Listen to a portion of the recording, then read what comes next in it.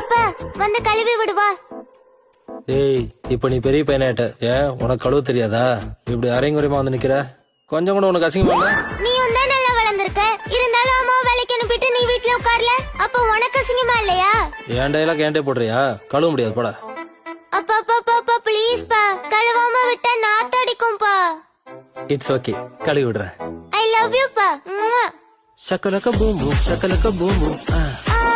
இனிமையா இருக்கு. என் பேக்ல யாரோ இதமா சாஃப்டா தேய்ச்சுக்கிட்டு இருக்காங்க. ஏய், உங்க அப்பா தான்டா.